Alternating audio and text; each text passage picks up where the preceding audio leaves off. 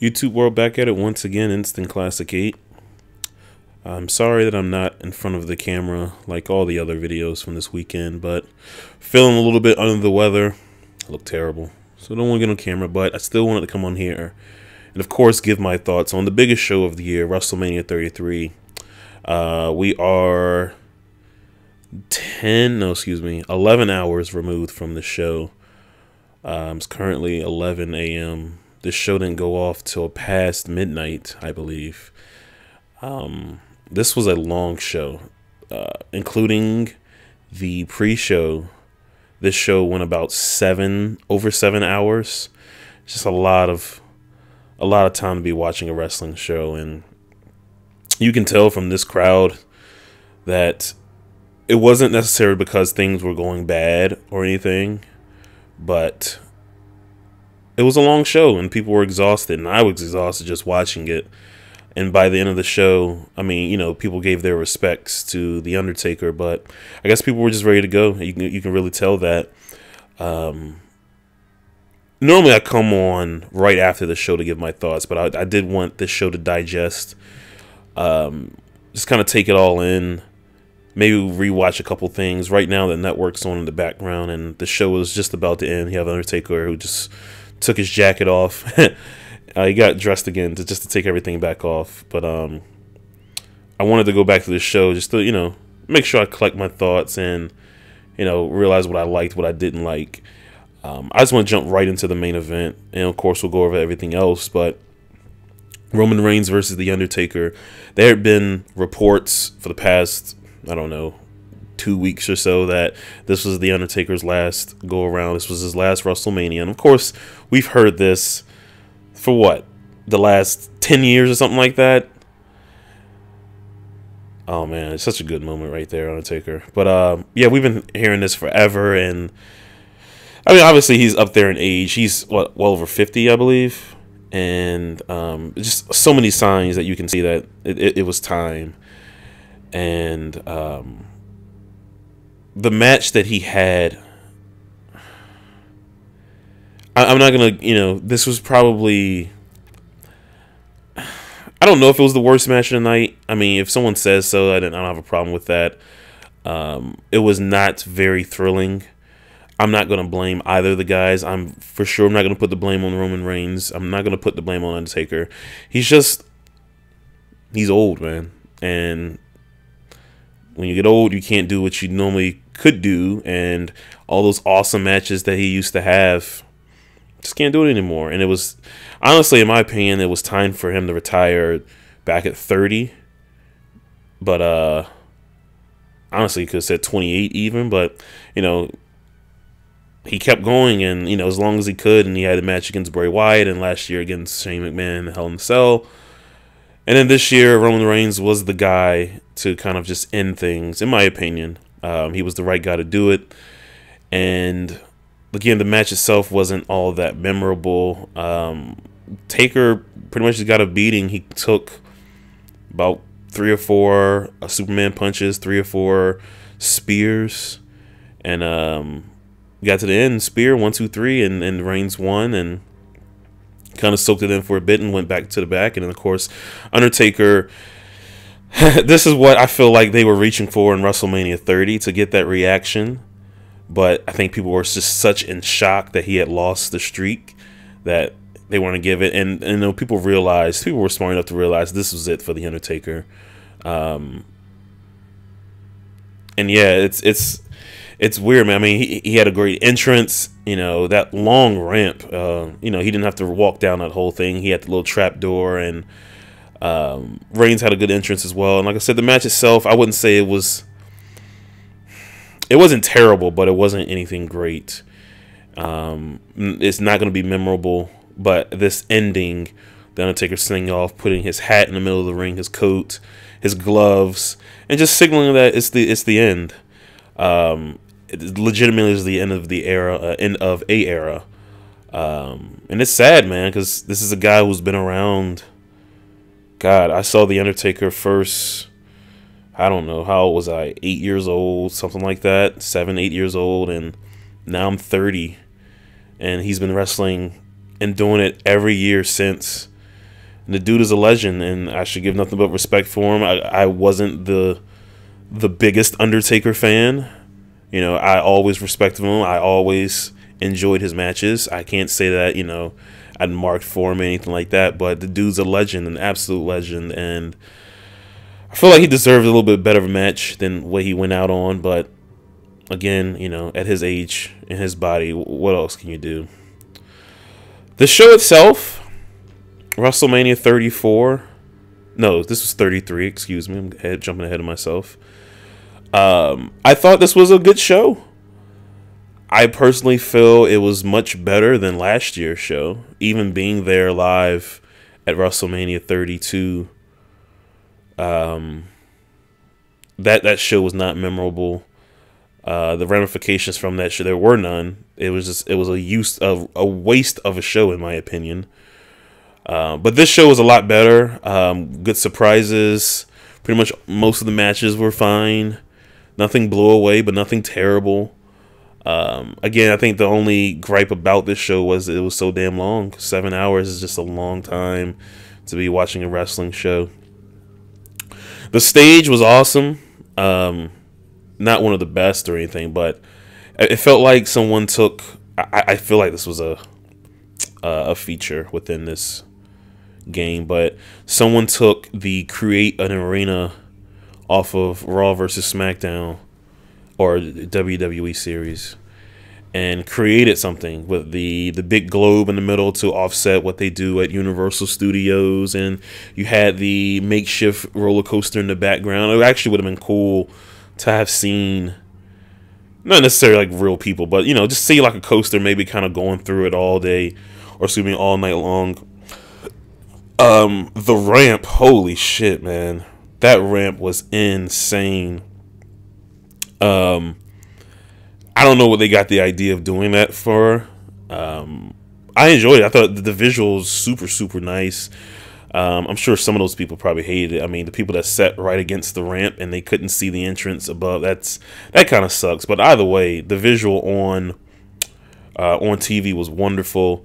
When I saw the stage earlier on in the day, they posted on Reddit, or was posted on Reddit, and I saw that ramp and I was like, man, it'd been cool to see the American Badass. Oh, I didn't know the Kurt Angle documentary was up. But it'd have been nice to see like the American Badass come out on his motorcycle. Funny enough, it happened. Not the American Badass, but we got to see it. Either way, we'll get to that. The show itself, again, I enjoyed it. I thought the matches were fine. I actually watched the pre-show. Neville versus Austin Aries for the Cruiserweight Championship. This was something I said I kind of wish it was on. I wish it was on NXT, but it's saying that now. I mean, NXT wasn't a bad show, and looking back on NXT, I feel like I was downplaying how well that show. It was a really good show. By the way, Neville versus Austin Aries, I thought was a fun match.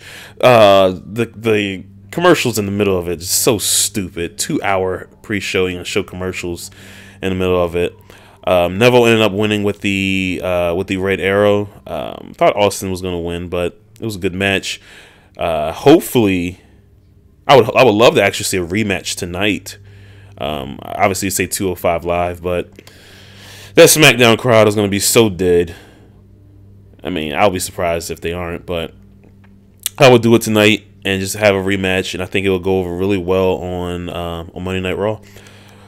The Andre the Giant Memorial Battle Royal.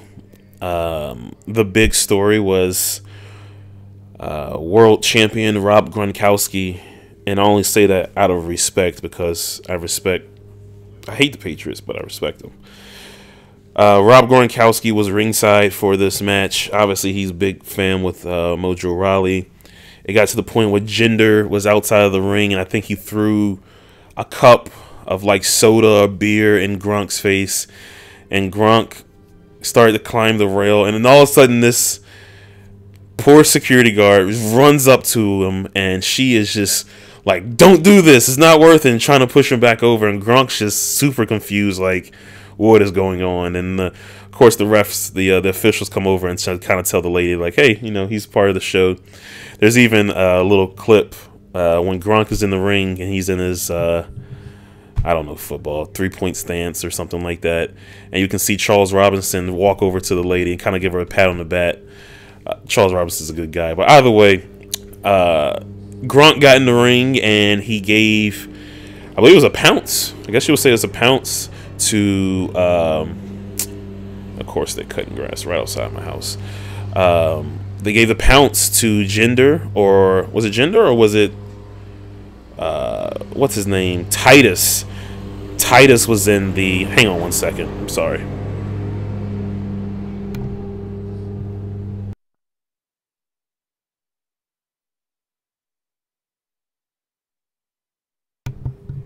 Yeah, they're cutting grass right outside my house, and that kind of throws me off. He gave the pounce to either Jinder or Titus. I forgot who. But either way, Mojo Rawley ended up winning. He's the Andre the Giant Memorial Trophy winner. His career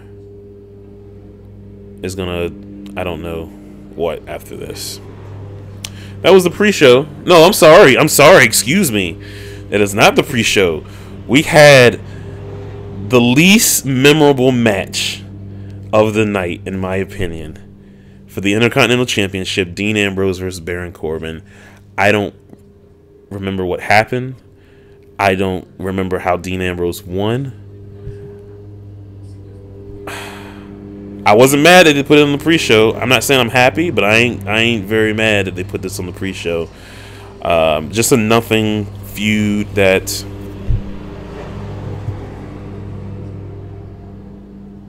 I ain't stopping. I'm sorry. I can't stop. I've come too far. I'm 12 minutes into this. In my opinion, it was a nothing feud, just kind of thrown together. I think this would be more effective, honestly, if you just put this on SmackDown Live this week and give them a little bit more time, a little bit more of a showcase.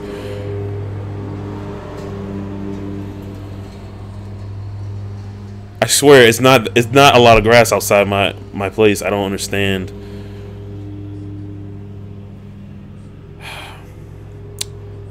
The show opened up with the New Day. It was the New Day.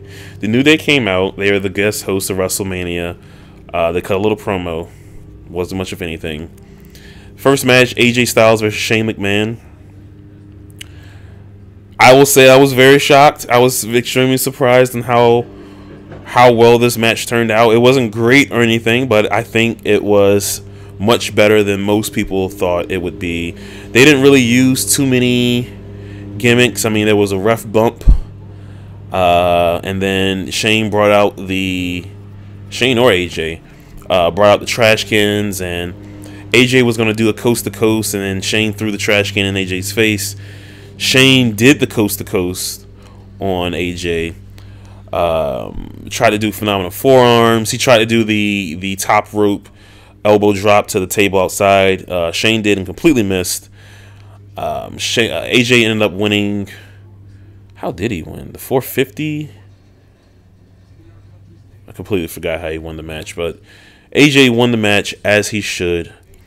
Hopefully next year AJ has a marquee match, a championship match, something major. Very, very want to see that from Shane McMahon. Excuse me, from AJ Styles. Kevin Owens versus Chris Jericho for the United States Championship. Mr. Owens don't walk around without a belt. And guess what? He won the championship for Chris Jericho. I thought this was a good match. I don't think it ever got great. I feel like the previous match kind of hindered it because people were kind of into the AJ Styles and Shane McMahon match. Again, Kevin Owens is the United States champion. And like I said, I thought the match was all right. Bayley versus Charlotte Flair versus Nia Jax versus Sasha Banks. Raw Women's Championship. This was elimination. Charlotte had a beautiful entrance. Loved it a lot. Thought this match was fine. They got Nia Jax out of there pretty. This wasn't a long match. Got Nia Jax out of there pretty quickly. The Sasha elimination came a little bit out of nowhere, in my opinion. Bayley ended up retaining. She won. She didn't win with the belly to Bayley. She won with the elbow drop, the Macho Man elbow drop from the top rope. She won with that, and it wasn't bad, but it was a match. And this would have, I think, I don't know. I don't want to go back into that again. Either way, Bayley is the champion. She's still the champion. Ladder match: Enzo Amore and Big Cass, Luke Gallows and Carl Anderson, Cesaro and Sheamus. Kind of thrown together at the last minute. This was a ladder match, and I think everyone kind of saw the writings on the wall and saw why they were doing this. The New Day comes out right before the match starts, saying this is now a fatal 4-way. Next thing you know, the Hardy Boys music hits. I lose my mind because I love surprises like that. We just saw the Hardys have an awesome ladder match on Saturday with the Young Bucks, and then now they're back in WWE. Unfortunately, they don't have the gimmicks with them, even though he did delete. They said obsolete, just a little bit, just to kind of give you a tease. But they put him in the match, and they didn't work as crazy as they did with the Bucks. But the ending spot came with you had Jeff Hardy on the outside with a gigantic ladder. You had Sheamus and Cesaro kind of on the bridge ladders laying on there. He does the swanton off the top ladder through through Cesaro. The ladder breaks. Then you have Matt Hardy do the twist of fate onto Carl Anderson off the ladder into the ring. They ended up winning the championships. I mean, that's cool. I don't see them holding the titles for a very long time. And I don't know if they're going to split these guys off or they're going to be a tag team for a while. But either way, this was one of the better WrestleMania moments in a long time. I mean, just the... People are against WWE just getting all these talents and bringing them under their umbrella. But at least for these guys, these older guys who, this is their home. WWE is their home. Kurt Angle. And then you got the Hardys coming back. It's good to see these guys back where they started. And, guys like the Hardys, they're probably going to end their careers here and then be in the Hall of Fame. And that's good for them. They absolutely deserve it. And like I said, this was a very cool moment to see. Intergender, or not intergender, but mixed tag, Maurice and Miz versus John Cena and Nikki Bella. John Cena running down that ramp was pretty funny. This was a nothing match. It was mostly Miz and Cena, and it came down to, they just destroyed Miz and Maurice, hit him with the double 5-knuckle shuffle, hit him with the AA, and I don't know what Nikki's, the TKO, I don't know what she calls that move, but they ended up winning. Just what everyone's expected. John Cena proposed to Nikki Bella, so now they're engaged. I had to rain on the parade a little bit. I feel like they probably did this a while ago, but of course you got the cameras rolling. You got to do it. Do it for the show, Big Match John. So he's gone away. That's sad. I'm gonna miss Big Match John for a while. Seth Rollins versus Triple H. Triple H came out with the motorbike. He had the cops take him to the ring. Triple H is a narc now, I guess. He had a match against Seth Rollins. This was non-sanctioned, and this was the longest match on the show, I believe. And I didn't think it was all that great. The ending was great, with Stephanie going through the table and then Triple H losing to the pedigree. I thought that was awesome, but the previous 24 minutes were pretty boring. I mean, they were trying to tell a story with Rollins and his knee, and that's fine, but Triple H, once again, just delivers a boring WrestleMania match, and I don't think it's going to change. But the entrance was cool. I like that entrance, though. Bray Wyatt versus Randy Orton for the WWE Championship.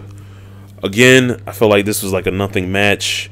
I completely forgot before this morning that Randy Orton even won the championship.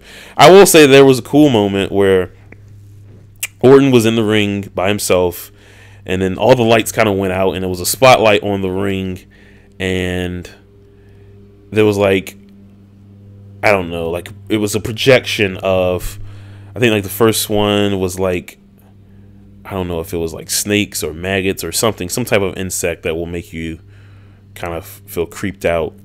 And they projected it on the mat, and it got a really nice reaction from it. But then they did it again, and then they did it again, and by that time it had jumped the shark. So the first time was very effective, although the two times I think they were reaching.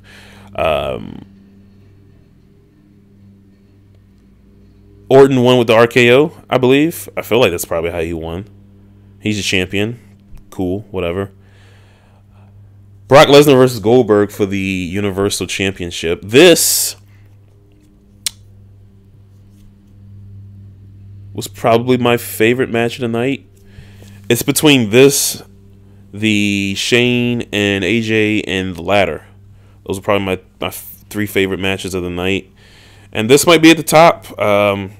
Again, I didn't see it going, the 30 seconds, a minute, 30, 90 seconds. I didn't see it going like that. They went just about 5 minutes, and it was all action.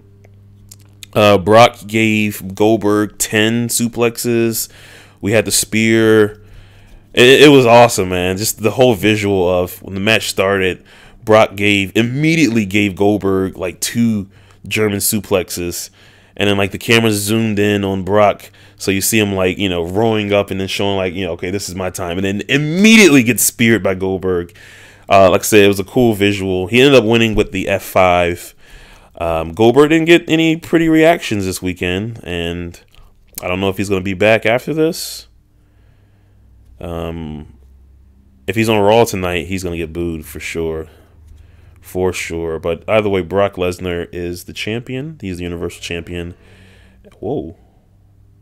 And I don't know what they do after this.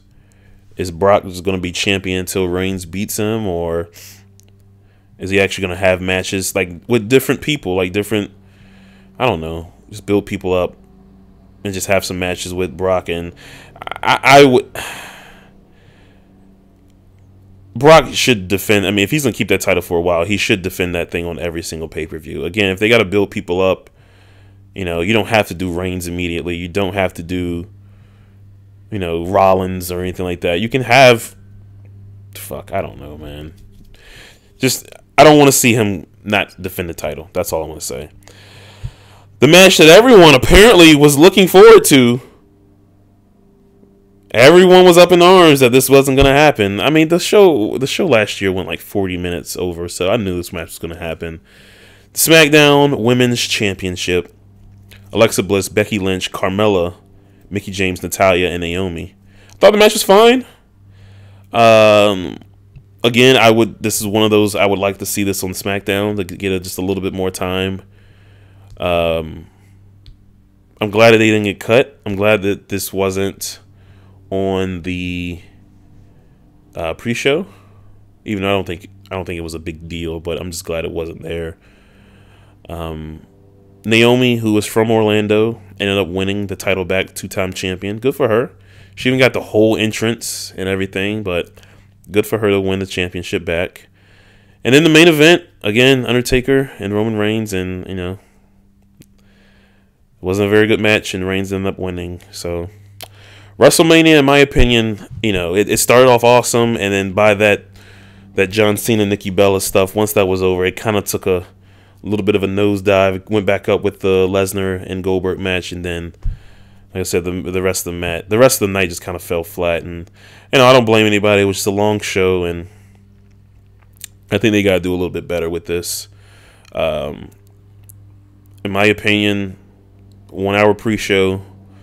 Start WrestleMania at 6, go until 11, because this whole midnight thing it's just too much. It's too much wrestling for people to watch. WrestleMania is in the books. WrestleMania 33 is in the books. No more Orlando. WrestleMania weekend, I thought, at least for being at home, I enjoyed it. A lot of variety. I watched 2 shows on Thursday, and Friday I watched Evolve, Hall of Fame. Yesterday I watched, that was 2 days ago, I watched uh, Ring of Honor, which was a great show. NXT, which was a great show. Watched a bit of WWN, which what I saw was fine. Beyond, I caught a couple matches the next day, and it was fine. And WrestleMania was fine. I didn't have an issue with it. Better than last year. Raw tonight, we'll see what happens. SmackDown live as well. I really hope some of the SmackDown people are on Raw. Just make it a big show. Next year, WrestleMania 34, y'all. It is in New Orleans once again. Obviously, the last. And by the way, WWE took that video down that I did a couple days ago. Unbelievable. Copyright for some reason. I'm fighting that. That's BS. But WrestleMania 34 will be at the Mercedes-Benz Superdome in New Orleans, Louisiana. They're going back to the Superdome. They're going back to New Orleans. And I'm pumped. 2014 was an awesome trip. Probably the best wrestling trip I've ever taken. I think that goes without saying. It's pretty exciting that we're going to get a chance to go back and do it again. Of course, I have in the back of my head, how well will the shows be? I think one thing that helped with the WrestleMania 30 trip so much was that all the WWE events were awesome. Hall of Fame was awesome. NXT, they didn't have NXT back then. No, they didn't have NXT. You had Hall of Fame, which was great. You had WrestleMania, which was dope. You had the Raw after Mania, which was, it wasn't anything spectacular, but it was a super fun show.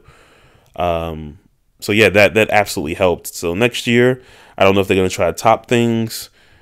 But either way, I'm excited. That's 300 and some odd days away. Who knows?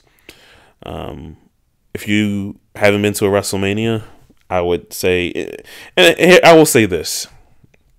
If you haven't been to a WrestleMania, you definitely should go to one. I would say that this is the one you should go to. If you don't